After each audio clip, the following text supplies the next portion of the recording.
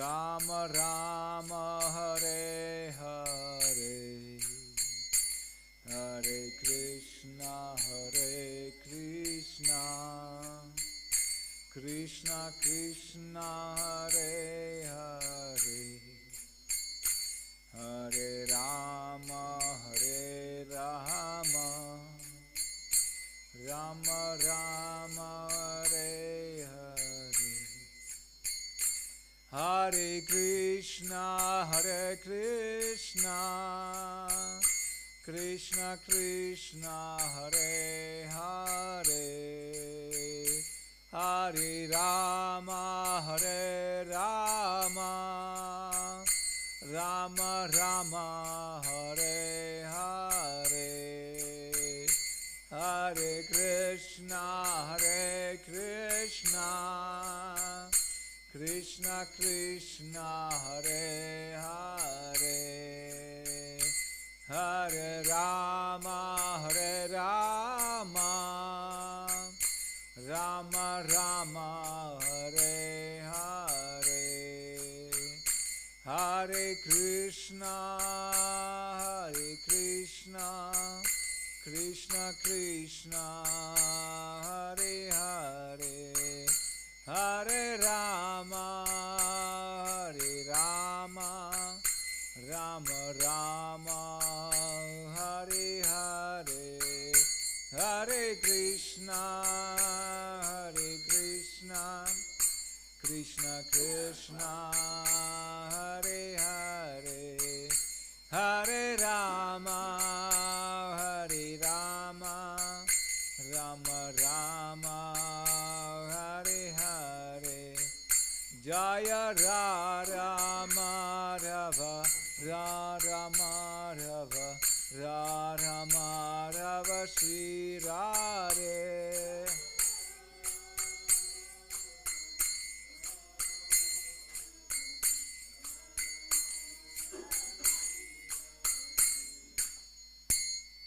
Jai Shri Radha Madhava Ki Jai, Shri Phalat Lakshmi Singh Bhagavan Ki Jai, Srila Prabhupada Ki Jai, Nitai Gaur Premanandi Hari Hari Bol. Om Namo Bhagavate Vasudevaya,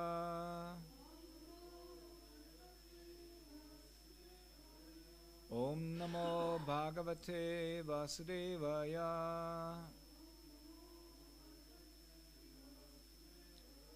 Om Namo Bhagavate Vasudevaya.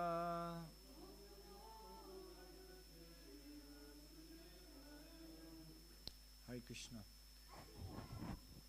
So welcome and thank you for making the time to hear about transcendental topics.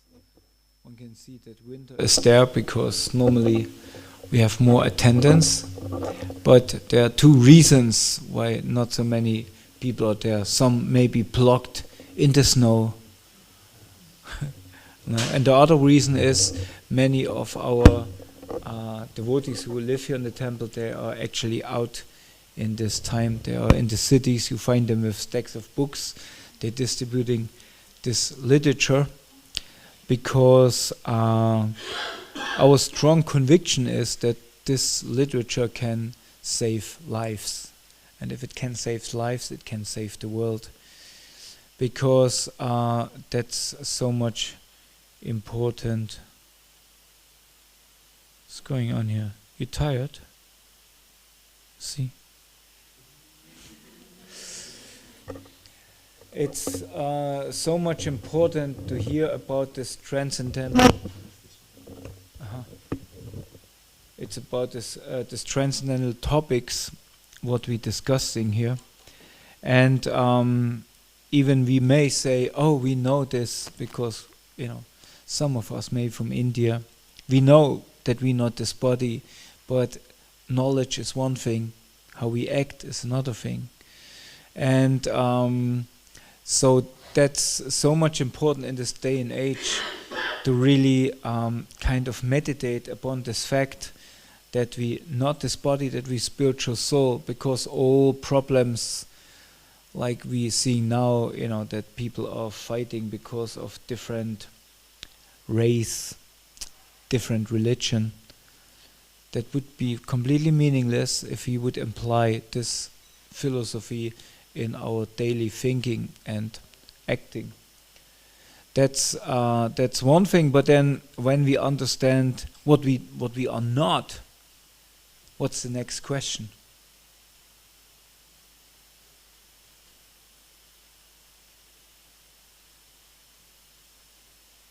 If somebody says, "Oh, today so bad weather, we don't go today by car," what's then the next question? No clue? No idea? If we don't go by car, by how we go then? Because we have to go.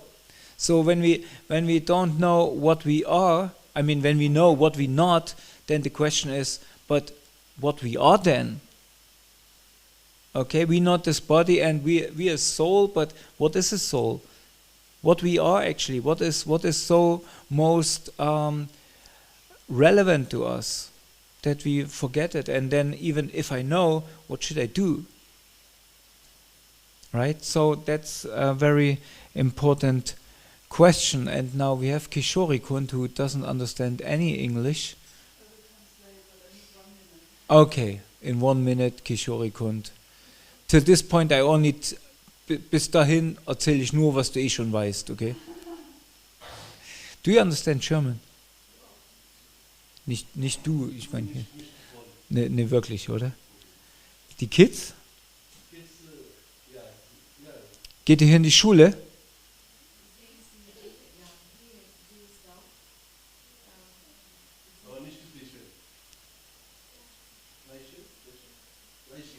Fleißig. Aha, nicht fleißig. Okay. Okay, so we stick to the English.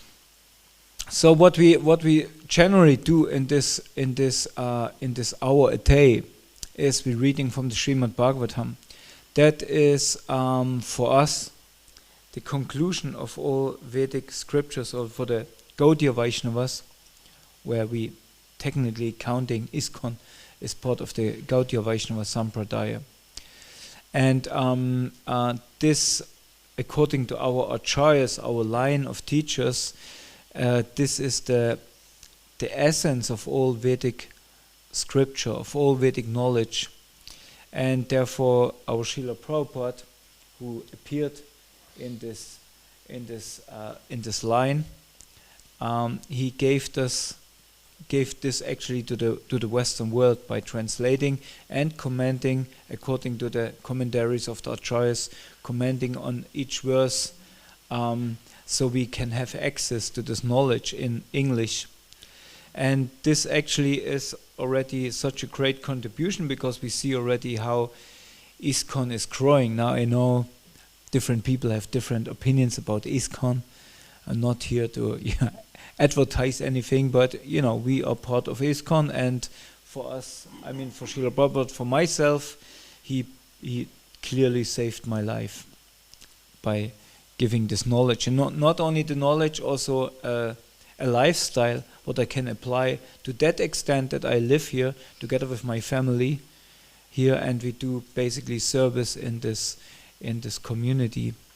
So that's very very important for myself. But on each and every Saturday, basically, we're reading from a book called Sri Caitanya-caritāmṛta, and this is also translated by Srila Prabhupada as one of the books he did translated. And it's not only a book; it's also it's quite how to say. It's a monument, more or less, and it's all about. It's all about Sri Chaitanya Mahaprabhu. Now, are you familiar? You know who is Chaitanya Mahaprabhu? He is basically what you would say. What is Chaitanya Mahaprabhu? How you would describe him? He is the Bhakti movement leader. Okay. He brought described in Europe, the way Renaissance happened in India.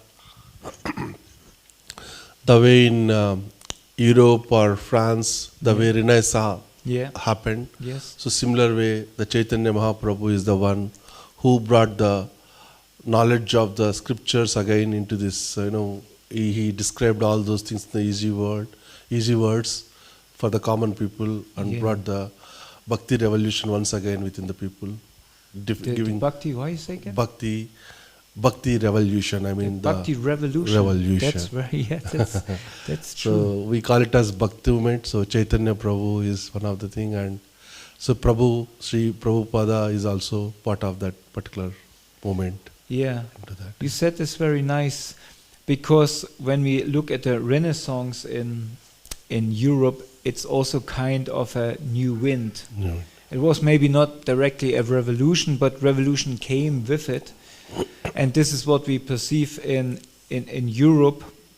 But in India, basically, we don't have so much to focus what was happening there. But there, that was also a kind of a renaissance, a revolution in one sense, actually. Yeah.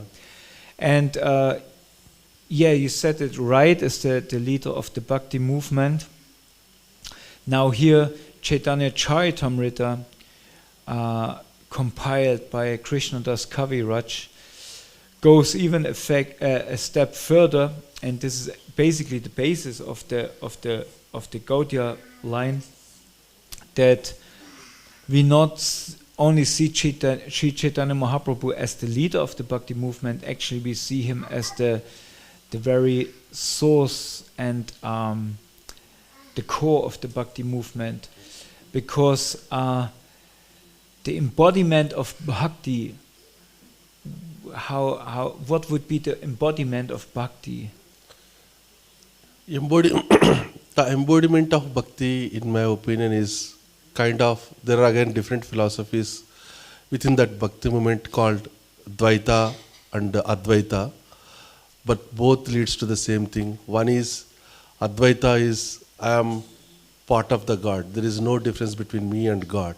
In fact, when earlier you said that I came by car, how would I go? Even forget about the car, my body itself is part of the God.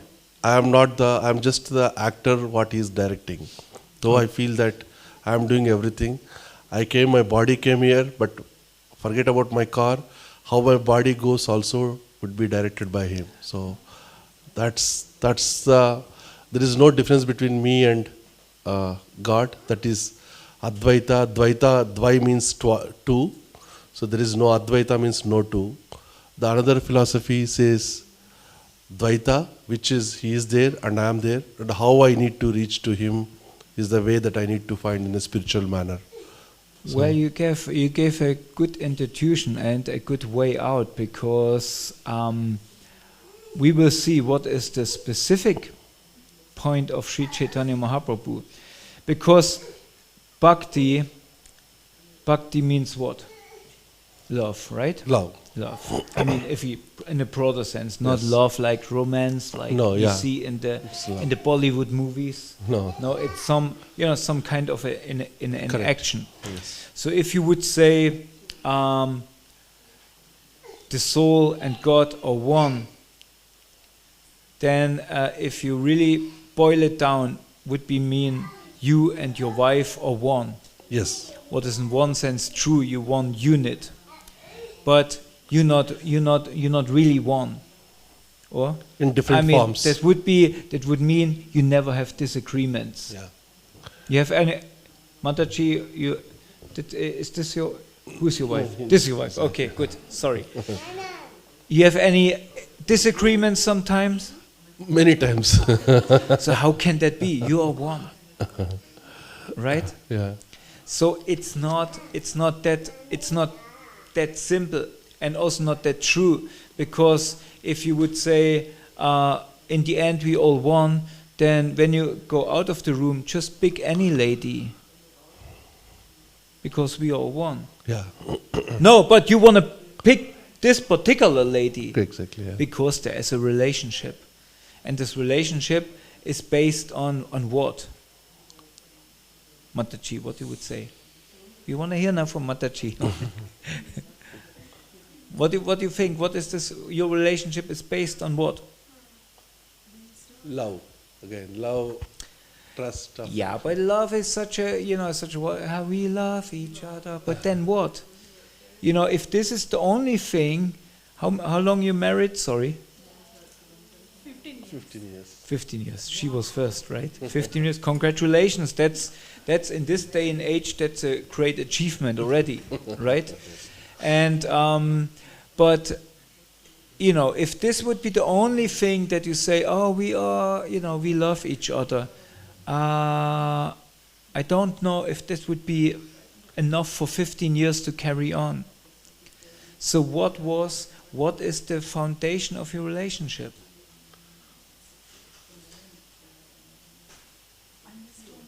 Huh? Understanding about what?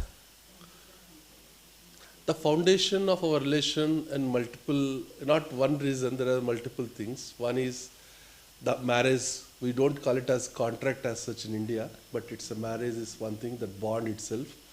And then because of that, the love we develop, and also the common objective of children living together in this material life and moving together. While doing that, also to do the spiritual journey together, which may not be the real focus and emphasis as of now, but if we realize that should be the ultimate goal, but which we are not doing. Yeah, but the basis, and you said it, of, for example, there are little expansions of both of you, Yes, right? yeah. And what you do with these expansions?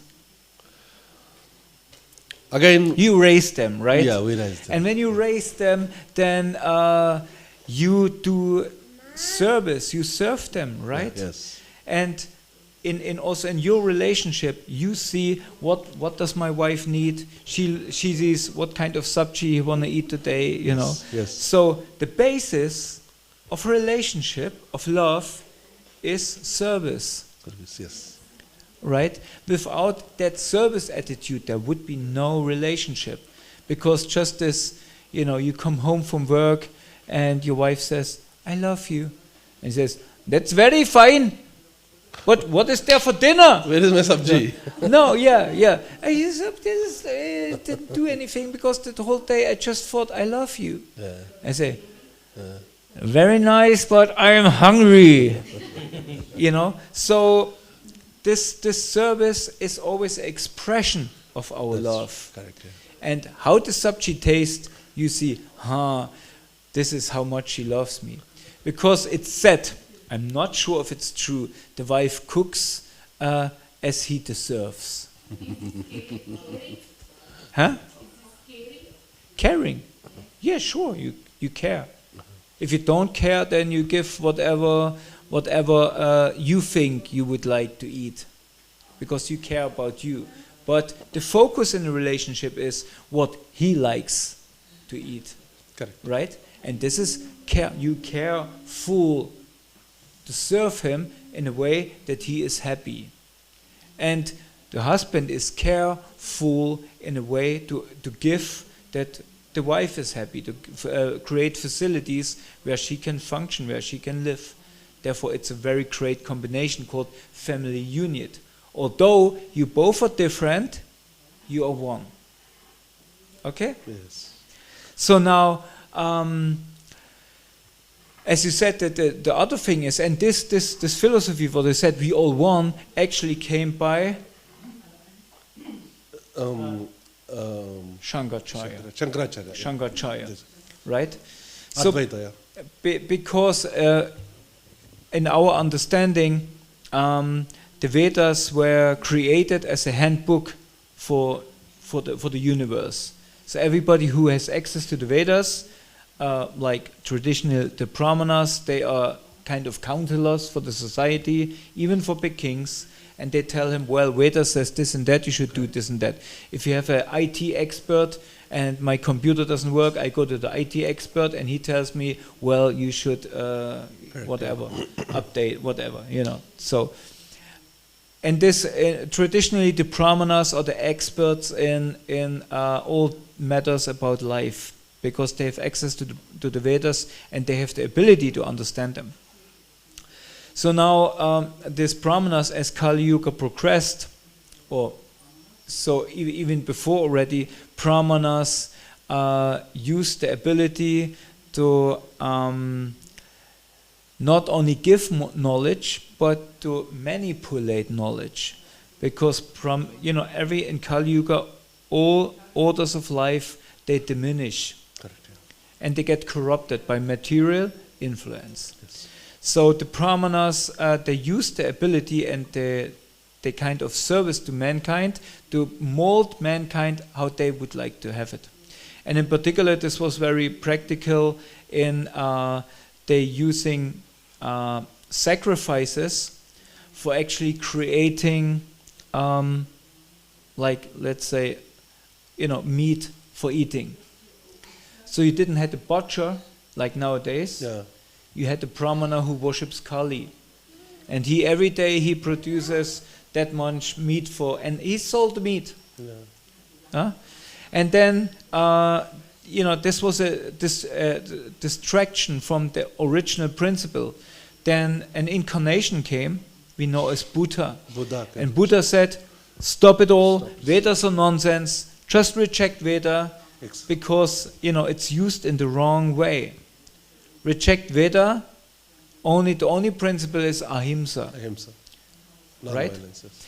And then, of course, society was kind of cleared out, but then something was missing.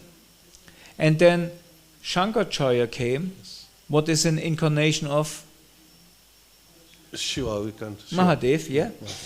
And Mahadev actually in the Padma Purana, there's a statement where Shiva says to Padmami, in the age of Kali, I will appear to preach atheism. So Shankaracharya came basically and said, stop, Vedas actually true, but there is no discrimination. So we are all one. Yes. You don't have to worship a separate God because God is all within us. Within us. What is partially true. But then very important acharyas came in the line of bhakti, basically in Sri Bhakti, from the Alvas and some, and there appeared Madhvacharya and Ramanujacharya. Yeah. And basically their teachings more or less was, no, we are not the same, we are different. Dvaita. There is God and there is the individual. And basically this conflict between the Shaivites, who are basically Mayavadi, like we all same, and the Sri Vaishnavas, this conflict is still there, still going on. It's still there. Yeah. And mostly, from philosophy, anyway, good, okay, this should not be our topic. Now, because of this conflict, Sri Chaitanya Mahaprabhu appeared. First of all, Mahaprabhu brought the teachings of the Srimad Bhagavatam. And why the Srimad Bhagavatam is so important? Because it establishes the process of bhakti, because it's the Bhagavatam. It's all about bhakti. Yes. And the process of bhakti he established by showing the example of great bhaktas on the basis of mostly demigods. But it goes on till the point that he established the greatest bhakta, basically the incarnation of bhakti. And who is that? Huh? Prahlad. Well, Prahlad is a great bhakta, yes, but even Prahlad follows one process. What is the greatest source of bhakti? When you look at that Krishna, or when you see Vishnu, for example, Nrsingadev is Vishnu, right? But Vishnu is just God in office, right? So what is then God when he goes home? What does he do? He also prays. Huh? He also prays Durga, and he also prays for a god again, Durga. Krishna prays for Durga? No. When you go at home, okay, my famous example, Mr. Modi, right? You all know Mr. Modi, and he is Prime Minister of India. Everybody, when you say Prime Minister of India, immediately, even nowadays, if you like him or not, you immediately have the picture of Mr. Modi, right? So Mr. Modi, when he is in office, he answers prayers, he answers requests, he takes care of about so many things. You know, everybody is Mr. Modi, you know. If you like him or not, you say it. Jai Jai Shishi Palat Lakshmi Singh Bhagavan Ki Jai. So when and everybody knows him as Mr. President, everybody address him as Mr. President. If you say Mr. President, Mr. Modi will look up, say, yes, what's wrong, right? Beside him there are ministers, and these ministers, they are very close to him, and they call him Mr. Modi.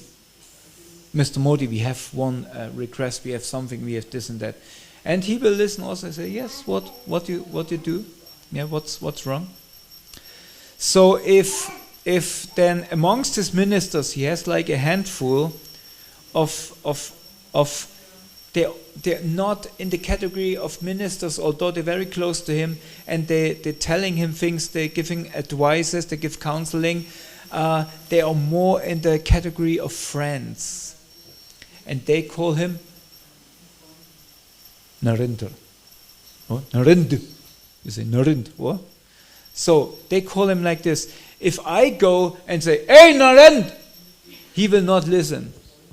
He will not listen. In fact, he will think, what is he? You know, what he wants. Probably he doesn't speak to me because there are many Narendra outside there. He will not listen.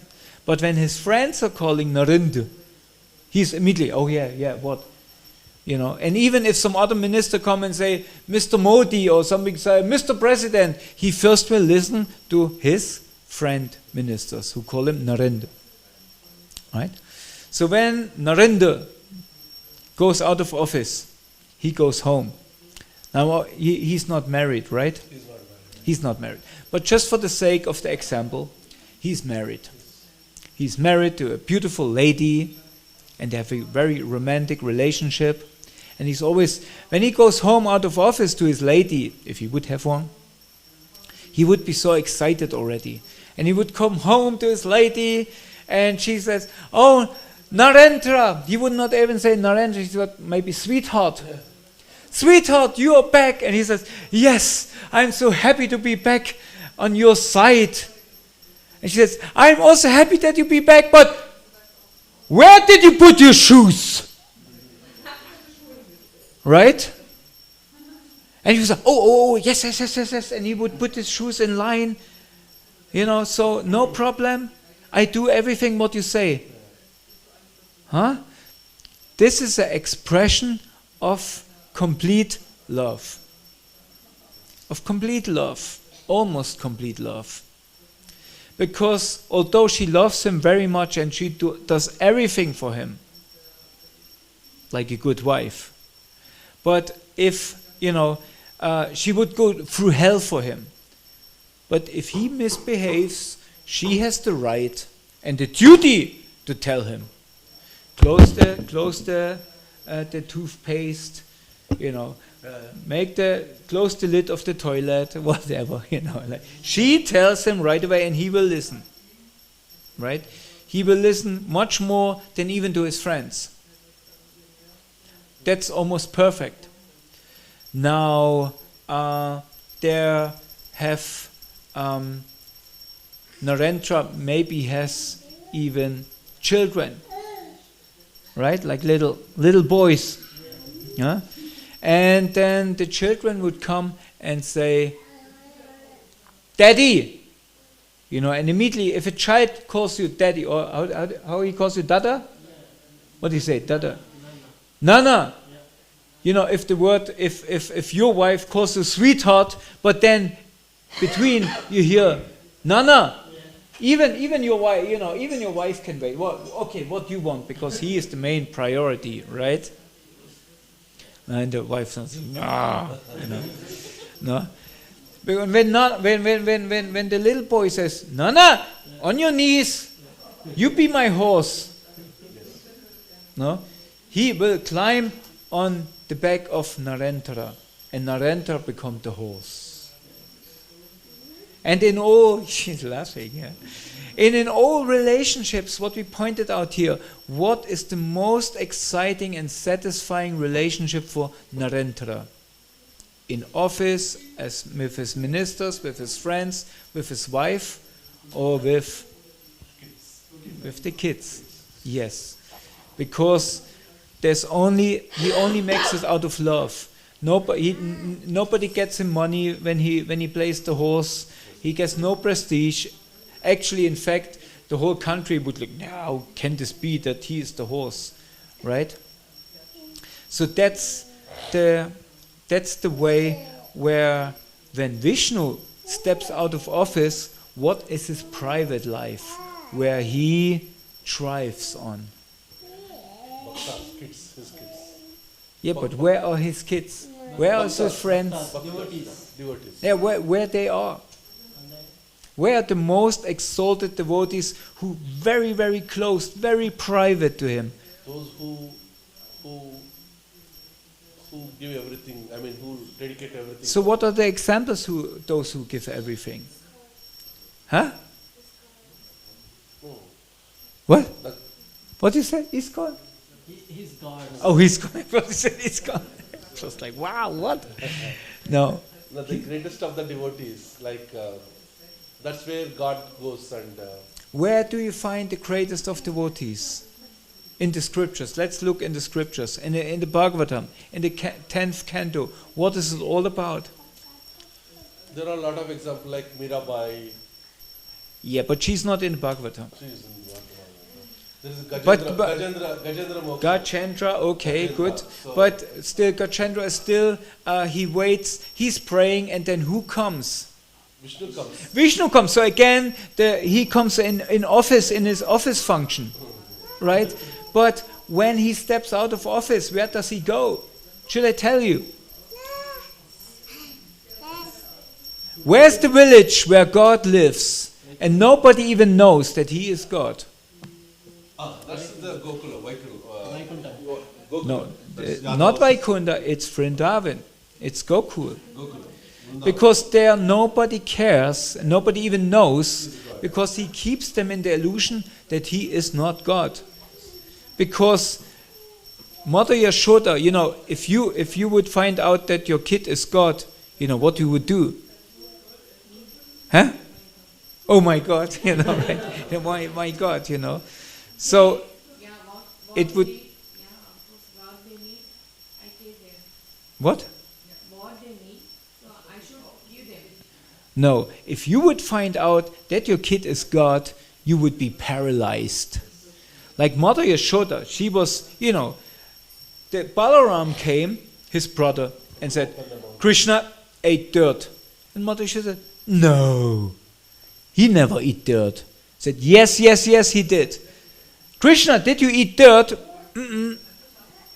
Krishna, did you eat dirt? Yeah, she was kind of, did he really? Balaram should not lie. Okay, open your mouth, Krishna. Krishna, open your mouth. And then Krishna opens his mouth, and what did she see? All universe. The whole universe. So she got a glimpse, and she was back. Couldn't do anything. And then Krishna quickly, the vision was gone. And then she immediately came back to her consciousness as Mother Yashoda. Oh, Krishna, how can you eat dirt? How naughty you are! Right? And this is what Krishna actually enjoys when he gets scolded and yelled at by his mother. How can this be? Your kid like when you yell at him? No, but Krishna likes because he enjoys to have a mother who out of love, yells at him and chastises him. And even chase him with a stick. We just had month of Kartik is all about the Madhya-līlā, right? Yes. So this is Krishna, and he keeps everybody in this illusion. Don't let them know that I'm something else than little Krishna. Huh? And especially when he, so that's the motto, they're very great servants. And then who else is there to serve him? Kuchela is Huh? there. Kuchela. His friend Sudama. Kuche- Sudama. Sudama, yes, his friends, yeah, exactly. And how they serve him? playing with him. They play with him. And do they know that he is God? No. Not to say, Krishna, you're a loser. Let's have a how they call it, chick of war, where they have this rope, where they're pulling this rope. Turning the Huh? No, but chick of war, they call it. Where they pull, one side is one team, other side is another team. So they pull, and then they pull Krishna, the team where Krishna is in, they pull it over, and say, ha ha ha ha, you loser. Come, let's the loser party carries the winner party. And Krishna has to carry a boy. And the boy sits on Krishna's lap and says, come on, quicker, come on, you slow buck. And Krishna just, okay, I have to run quicker. My goodness, they're sitting on God, if they would know. But Krishna don't want that they know. So who else is serving them? Rukmini, Radhamai. Rukmini? Rukmini, Radhamai. No, Rukmini serves him somewhere else. She serves him in Dwarka. It's not Rukmini, but I think you mean. Rukmini is the one who wanted to marry and. Yeah. But this is then a relationship in Dwarka. That's again somewhere else. Okay. There's Krishna half in office, half private. Stay in Vrindavan. Who is there? Who gives him so much excitement to be together with these beings? Don't say the monkeys. Huh?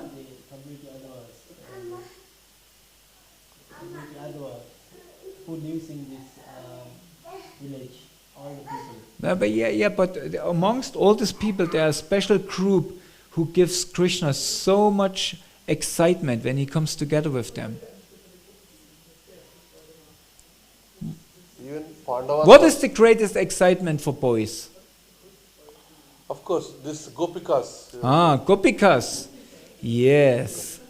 They are the greatest. And amongst these Gopikas, who is the best? Who is the one who gives Krishna the greatest? Radharani, yes. Radharani, that's what Radharani. I said. Radha means Arada, the word is there, Arada, worship. It said the personality of Radharani is nothing else than service. Each hair on her head, what sticks out of her head, is only there for the pleasure of Krishna. When some hair is wrong, then she thinks she failed. Because her only focus is Krishna, to satisfy Krishna. So that's the greatest bhakta. The embodiment of bhakti is Radharani, because nothing else is in there than the pleasure of Krishna. Your only focus is Krishna. If your wife would be like that, your life would be perfect. No, because even the Gopikas, they show Krishna quite sometimes, right? You, just of the girls, right? But on the other hand, their only pleasure is to bring Radha and Krishna together, to make them happy, right? So now we come back. Because Chaitanya Mahaprabhu, he came with that purpose to make it clear that the highest thing in the world, the highest purpose is to meet Krishna on a private level. And how he could do that? Because he was that bhakti energy. He is Radharani and Krishna in one person. And therefore his teaching was Achintya Abheda Bheda Tattva. The truth that although we are one, although Krishna or Mahaprabhu says, I'm one with Radharani, still there is a difference. And if the difference would not be there, there would not be service. There would not be service. So therefore, this revolution, what Chaitanya Mahaprabhu brought is Achintya Abheda Bheda Tattva, what kind of closes the case between the Shaivites and the Shris. Yeah. So, case closed. We are one and different at the same time. We have to be one in purpose. As a family, as one unit. But still, if there would be not a difference, then, there would be no interaction. There would be no family life.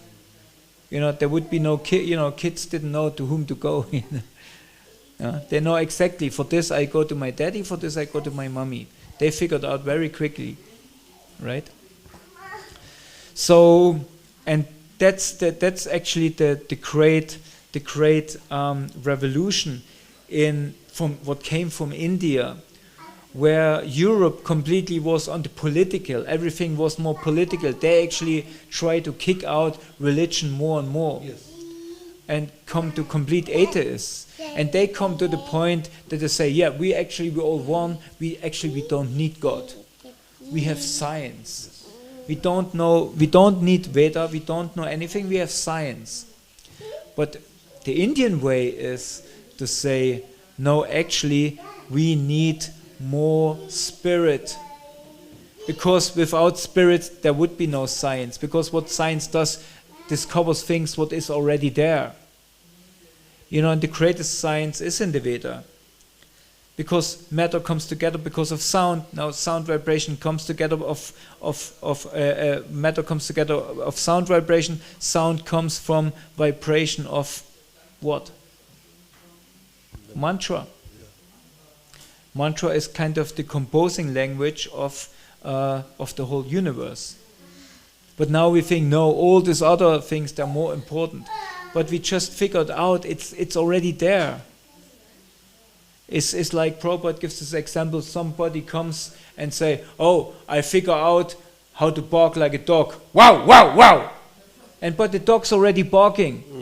No, there's nowadays science. They say, oh, we figured out how this works. Now we are the great hero. Hey, wait a second. It's already there. It's working since ages, since the beginning of time. So anyway, so that's a great revolution. And therefore, Chaitanya Mahaprabhu, he called out to all Indian people, this is what you teach the world. You go out in the world and teach this. Don't do IT. Don't go in the world and teach IT. Speech or preach spiritual IT. Preach the spiritual message. What you got in India. That's interesting, huh? But India was so much focused on, no, we want to be like the West. Because the West have everything. We want to be like the English. We follow the Queen. Right? But then, therefore, Prabhupada, so clever. His guru told him, no, everybody listens to English now. Nobody listens to Sanskrit. So what you do, you translate all the books into English. Then the world will listen. And this was Prabhupada did. And then he start already in India. Nobody cared in India. So he had to go in the heart of the Western world. And what is the heart of the Western world? US. Huh? US. New York. Right? So, and there Prabhupada is. And then some hippie boys and girls who completely have no idea, but they were on the search of higher purpose in life. They became his students. Actually, Prabhupada, the first canto, if you look in the first canto of the Srimad Bhagavatam, it's quite scientific, because he thought he would preach to the scholars of the West. But they were so sophisticated, they didn't care. But then some hippies, some freaks, they came and they cared. And then Prabhupada made them into devotees, put them in dhoti, put them in kurta and everything, and send them back to India. Now Westerners come looking like Indians. What is this? And suddenly India is listening. Very clever. Right? And that's a revolution, actually. That's a revolution. I went. My wife actually. You know my wife? Yeah. Oh, you know my wife. I know. She's actually, her family is from Gujarat, but she grew up in London, and sometimes we still go to the family in Gujarat, seeing the aunties and the bars and all of these kakas and Gujarat. Baroda.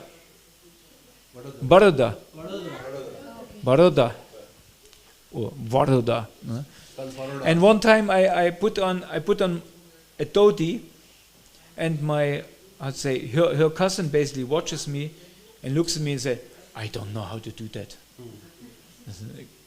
So therefore that's the thing. Now I'm sitting here, this time with a white body, not sure about my last life, but this time I'm a whitey and telling you this message. I'm sorry about that, but therefore we are here. Therefore ISKCON is created to basically build a house for the whole world. And if we would apply these teachings, then the world would be a better place.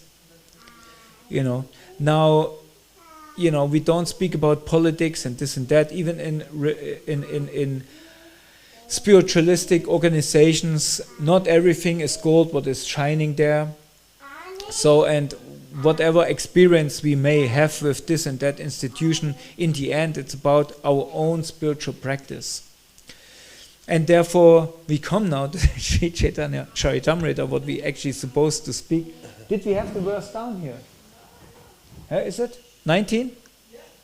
Okay, actually we started off last time with 316. I just read 317. Oh, before we recite the scripture, we chant the mantra again. Okay, everybody can join in. Jaya Jaya Sri Caitanya Jaya Nityananda. Jaya Jaya Sri Chaitanya Jaya Jaya Nityananda. Jaya Dvaita Chanda Jaya Gaura Bhakta Vrinda. Jaya Jaya Sri Caitanya Jaya Nityananda. Jaya Dvaita Chanda Jaya Gaura Bhakta Vrinda. Jaya Jaya Sri Caitanya Jaya Nityananda. Jaya Dvaita Chanda Jaya Gaura Bhakta Vrinda. Okay, verse, we're reading from the Madhya-līlā. This is the middle section of the Caitanya-caritāmṛta. And there is chapter 20, verse 317. I know, but I said this was how to say, last time we read till 316, so we read 317, just raise, and then we go to this 319. Brahma Shiva Akya-kari Bhakta Avatar Balanade Vishnu Krishnera Swarupa Akar. Translation. The conclusion is that Lord Brahma and Lord Shiva are simply devotee incarnations who carry out orders. However, Lord Vishnu, the maintainer, is the personal feature of Lord Krishna. Basically, this is what we just spoke about, right? Brahma and Shiva, they are kind of administrators, like ministers, who take care of different departments. But Lord Shiva, Lord Vishnu is like the CEO. Maintainer, right? Yeah. Okay, now we have a verse from Srimad Bhagavatam, 318. Shri Chamitani-yatoham haruhadi tat no, it's always difficult to come back in a different meter. Shri Chamitani-yataham haruhati tat vasa vishvam purusha urupena paripati trik shakti trik. Lord Brahma said, I am engaged by the Supreme Personality of Godhead to create. Following his orders, Lord Shiva dissolves everything. the Supreme Personality of Godhead, in his form of Kshirodakashayi Vishnu, maintains all the affairs of the material nature. Thus, the supreme controller of the three modes of material nature is Lord Vishnu. So same thing here. We have a property of Srila Prabhupada. This is a quotation from Srimad Bhagavatam 2.6.32. Lord Brahma gave his information to Devarshi Narada when he was receiving instructions from Lord Brahma to understand the Supreme Personality of Godhead, Paramatma. After describing the universal form of the Lord, Lord Brahma explained that his position and Lord Shiva's position are controlled by Lord Vishnu. Okay, now we have verse 319. Manvantara vatara ebe shunna sanatana. You can chant, somebody? Want to chant?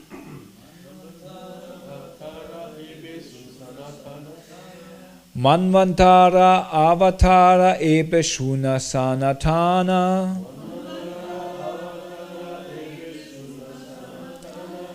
Asangya ganana tanra sunaha karana. Asankhya ganana tanra sunaha karana.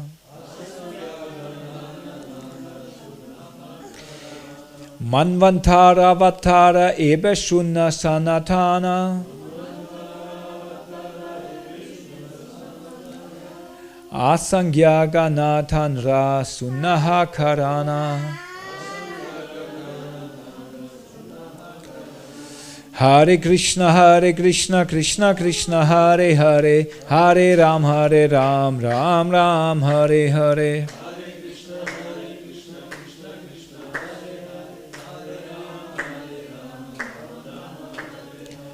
Anybody would like to chant this verse by yourself?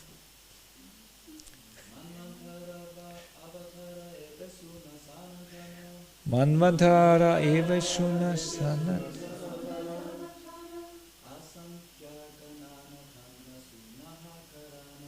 Asangya ganana tanra shunahara karana.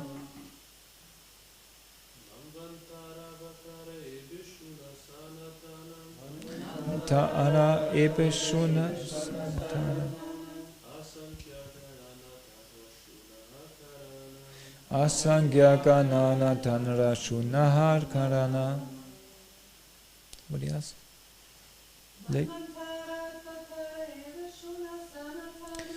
Manvantara ebe shuna sanatana.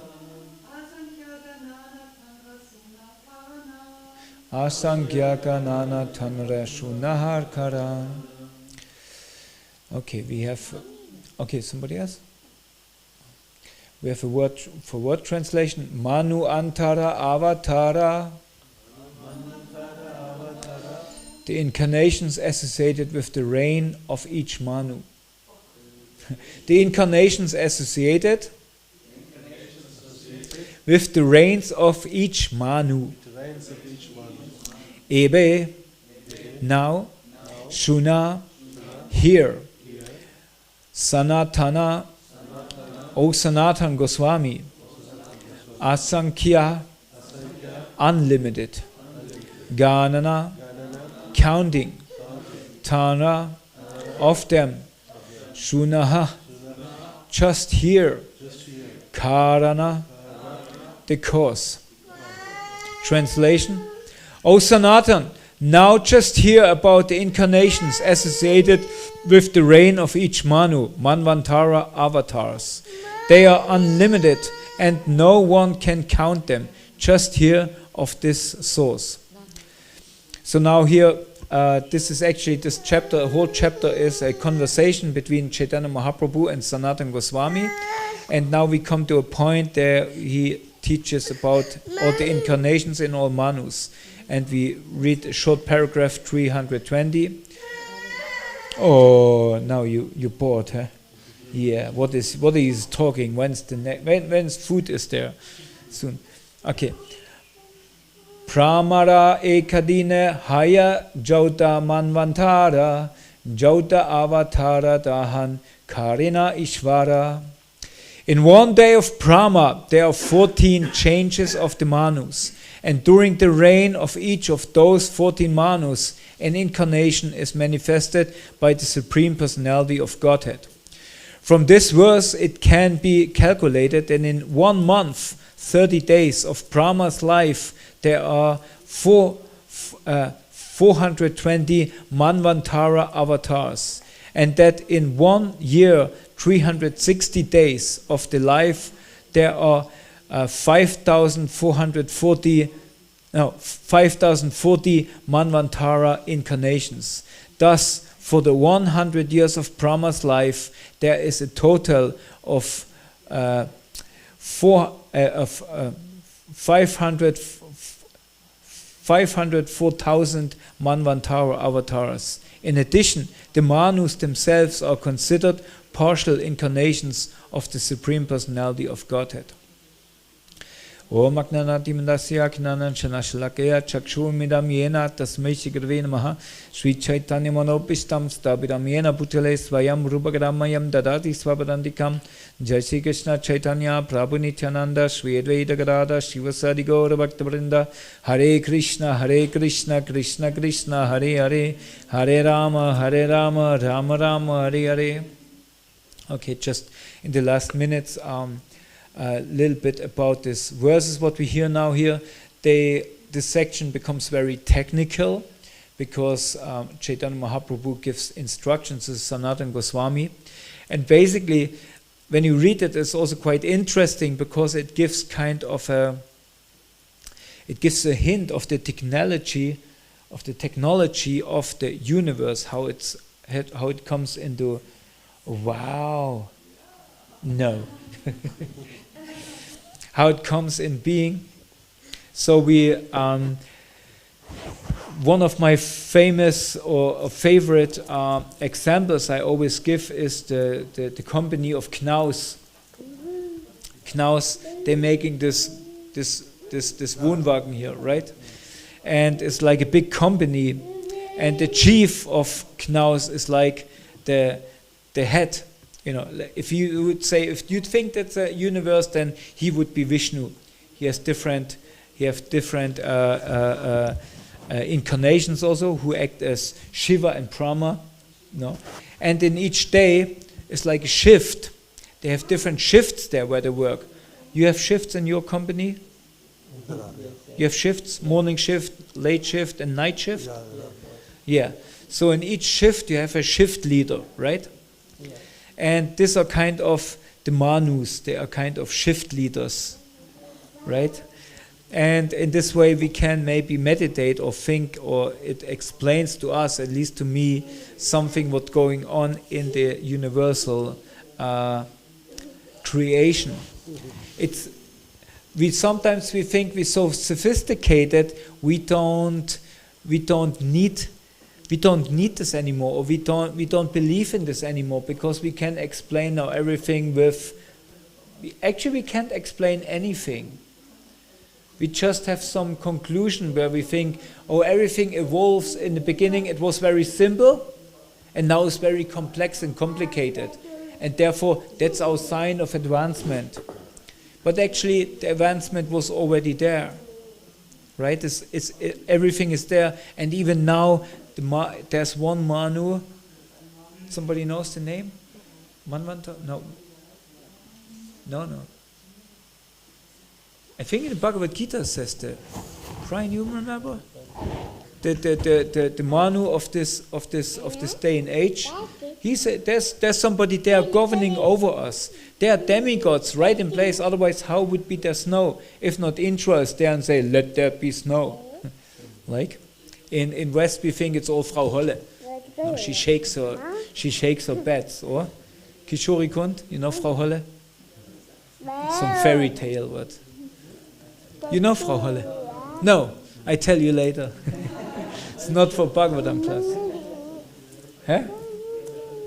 No, it's a fairy tale.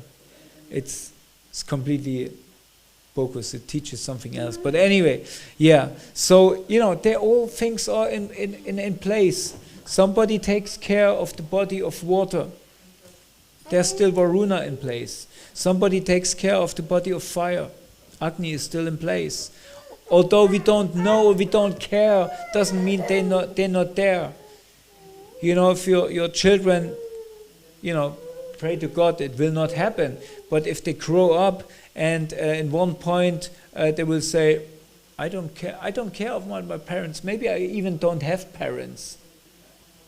You know, if they are becoming like this, you know, doesn't mean we're not there anymore. We are always there, and always we will look out for the children. And we will always love them, even if they would not love us. You don't do that. No. Right? So they will always, this administrators of the universe, they will be always there, they will look after us. In the same way, the Lord is always looking after us and wait for the opportunity that we turn around and say, actually, I have parents. Actually, there's somebody who takes care about me. I don't have to do it my own self. But the foolish thing nowadays is that we have the greatest illusion, what is actually a gift. The greatest gift of love, love comes together with what? Huh? Yes, so I think, yeah, you did good. But even for service, there have to be something what is the basis of service. No? Yes, but no. It's freedom. Because if there's no freedom, there cannot be love. If you force your wife to serve you, to cook sabji for you, if you lock her at home, don't let her out, and lock her on the stove that she cooks the whole day, will she love you? No. But when you give her freedom to go wherever she wants, and then she comes back, then you know she loves you. So freedom is the basis, foundation of love. The Lord never ever forces anybody. He doesn't force you in a relationship. He doesn't enforce himself on us like a government. Now you have to obey or something. No. He says, he gives us the scripture, say, that's all what I can give you, that's all the rules. Here are the rules and regulations. Now you look at them and then you choose. You decide, and Arjuna, you do whatever you decide. That's complete freedom. But nowadays we think freedom means I can do any damn thing. And on top of it, I don't have to pay anything for it.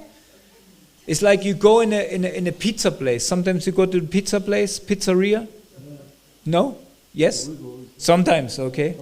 You know, and you go there and say, okay, I take a la carte. I eat a la carte everything. Everything what I want. I order this and this and this, and I eat everything. And in the end, I just walk out of the restaurant. But the Italian man will say, no, no, no. Huh?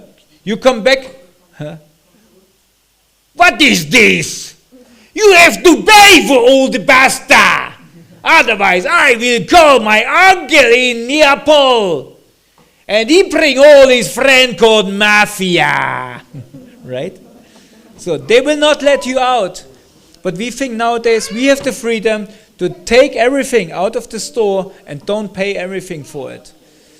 And we have the freedom to think and do whatever we want. But in the end, we recognize what? We become crazy. Because when you have the freedom to have the whole range of choice, you become mad. Because you can't decide. Therefore, we're looking for people who help us in our decision. How often you go to your wife and say, what should I wear tomorrow morning? What should I wear? Or you decide yourself? Good boy, But sometimes there are some decisions, we have to ask somebody. Because no, decide yourself, you have freedom. No, I want to have your opinion, please tell me. Right? So we're giving up our freedom to kind of help, that somebody can help us. If you're born somewhere where there's no mobile phones, these people we consider nowadays very poor, or we think they're very poor. But actually the most peaceful people on the planet. You have some Buddhist monks sitting somewhere in Tibet or Nepal and just doing the whole day their prayers for the well-being of the universe, creating mandalas and they don't know anything about internet, they don't know anything about Instagram, they don't want to be on Instagram because they don't know, they don't know all of this, but they're very, very peaceful and concentrated and focused in their mind. They just know the world around them and they know that's the most important thing. That's my focus. The world around me, this what affects me. Right? And their service is to chant this particular mantras every day, because with this they believe the world keeps going. So, but we in the West, we are the most sophisticated. We have the biggest, fanciest car. We have the biggest television screens, and we have the most fanciest, latest gadgets. We are free, but we're all running mad because of our freedom. So the greatest gift is the gift of love. The gift that we give up our freedom. In this moment, you say, because you were such a free boy, and you say, no, I give up my freedom and get married. Your friends think you're insane. But actually after a while you look at them, those who didn't get married, they completely mad and crazy. They're running after each and every girl and completely insecure by themselves because they have no family stabilization, nothing. The worst is ladies who didn't get married because they thought, I just want to enjoy life. Let's turn 40, let's turn 50, then look at such ladies who don't have a higher purpose, who don't have a goal of life. Right? That's very pity. So if we give up our greatest gift of love by God is our freedom. But if we basically give up this freedom for the sake of love, that's the greatest offering. So therefore the Bhakta, he gives up his freedom. He gives up everything what he has to give it for the Lord. But what he gains is complete freedom, because he is free in this relationship. As when you enter into a family situation, you give up your freedom, but actually you have the full freedom. So that's the basis of our foundation of the Bhakti movement, that we give all our love, we give back to the person who gives us all our love. Because after all, we think, I'm serving the Lord. I'm Bhakta, I'm living here in the temple, I'm serving the Lord. And in the morning, guess what? I'm priest here, I wake up the Lord every day. The Lord is depending on me. But who's waking me up? Right? So the Lord wakes me up that I can wake him up, that I have the illusion, I'm waking up the Lord. So although we think we are servants of the Lord serves us in a much greater scale. He gives us everything that we have the ability to serve. Like Brahma, he gave him the ability to create. It was not in Brahma, the Lord gave him the ability and the ingredients. Okay. Hare Krishna, that are great words. I thank you for your time that you came and listened to this crazy white monkey. I'm actually just a practitioner. I have no knowledge, I have no qualification. I only have the mercy of the devotees who allow me to live amongst them and do my service, try to be a little wheel in a bigger, how I say, clock in a mechanism and what then works. And if I lose this mercy, then my life is completely useless. So I'm asking from the devotees here and around, and asking for the mercy of you that I can continue with my service. Thank you very much, Srila Prabhupada Ki Jai. Are there any questions? Or the only question what is left open is, where's prasadam? Where's food? Then let me answer this downstairs. Okay.